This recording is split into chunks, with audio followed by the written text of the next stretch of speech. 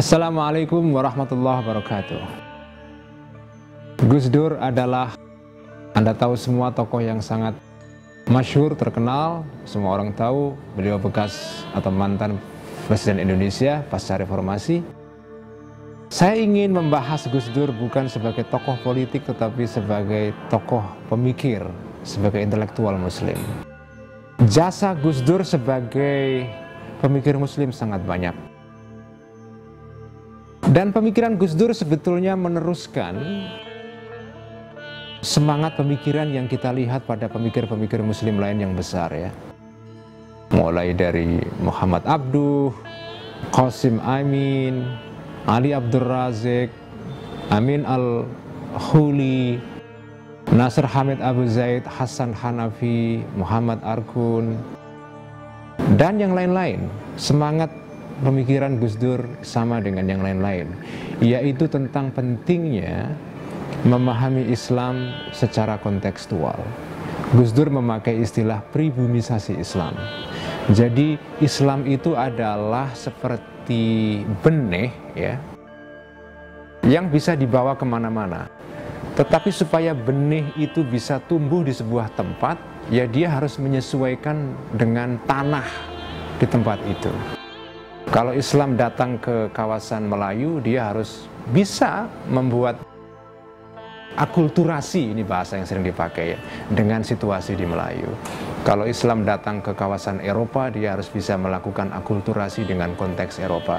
Kalau Islam datang di kawasan India, dia harus bisa melakukan akulturasi dengan konteks India, dan seterusnya. Itulah istilah yang disebut dengan Gus Dur sebagai pribumisasi. Gagasan ini penting karena ini untuk melawan atau menandingi gagasan lain yang saya kira juga ada di sebagian kalangan Islam yang memandang bahwa Islam itu adalah ajaran yang ahistoris. Ajaran Islam itu ya tidak boleh disesuaikan dengan zaman. Dia harus satu dari zaman Nabi sampai sekarang, tidak boleh diutik-utik. Pemikiran ini bisa benar, bisa salah. Benar dalam pengertian memang Islam itu satu.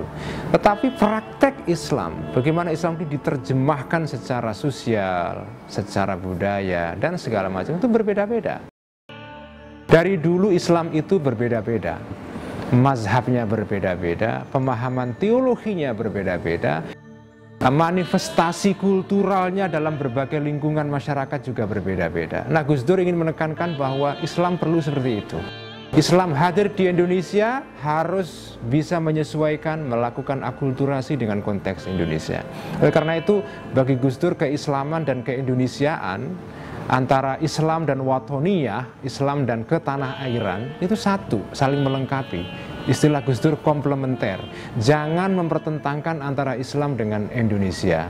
Jangan mempertentangkan antara Islam dengan Pancasila. Karena dua-duanya saling melengkapi, tidak boleh dipertentangkan. Nah, gagasan kedua Gus Dur yang sangat penting saya tekankan di sini adalah dialog antar agama. Gus Dur sejak tahun 80-an awal aktif sekali merintis, mempromosikan, dan mempraktekkan dialog antar agama, dan beliau berada di balik kelahiran sejumlah lembaga dialog antar agama seperti Interfide di Jogja, seperti Indonesian Conference on Religion and Peace atau ICRP, dan kelompok-kelompok yang lain. Gus Dur sangat aktif sejak dulu di dalam mempromosikan pentingnya dialog antar agama. Karena bagi Gus Dur, inti agama-agama pada dasarnya sama, yaitu ingin mencapai kehidupan yang adil dan damai. Keadilan dan kedamaian itu concern semua agama di muka bumi ini. Kerjasama antara agama menjadi penting. Nah, gagasan Gus Dur tentang dialog antar agama ini saya kira juga relevan sekarang di tengah-tengah kecenderungan umat Islam sekarang ini yang sebagian, ya saya tidak menyebut semuanya, sebagian itu memandang Islam lebih eksklusif, mencemooh pandangan yang berbeda. Orang-orang Kristen dianggap sebagai atau dipandang dengan merendahkan diri dan seterusnya. Bahkan kadang-kadang terjadi diskriminasi terhadap mereka. Nah, saya ingin tambahkan sedikit, selain dialog antar agama ini, juga ada ide lain, tapi ini disumbangkan oleh Cak Nur ya, yaitu gagasan tentang pentingnya dialog antar golongan dalam Islam. Itu juga penting. Jadi bukan hanya dialog antar agama, tapi juga interagama. Di dalam agama yang sama biasanya juga ada perbedaan mazhab, perbedaan pandangan, perbedaan sekte, pandangan, perbedaan ideologi politik misalnya. Nah, kalau tidak ada dialog yang sehat antar mereka, yang terjadi adalah kecenderungan saling menyalahkan satu dengan yang lain. Itu bisa mengganggu harmoni sosial. Kita mengharapkan Indonesia ke depan seperti yang dibayangkan oleh Gus Dur, yaitu Indonesia yang tanpa diskriminasi, Indonesia yang menghormati hak-hak minoritas. Komitmen Gus Dur kepada hak-hak kaum minoritas sangat jelas dan tegas sekali sampai beliau meninggal, dan sangat layak ketika beliau meninggal dihadiahi atau dianugerahi oleh pemerintah sebagai Bapak Pluralisme Indonesia. Sekian, terima kasih. Wassalamualaikum warahmatullahi wabarakatuh.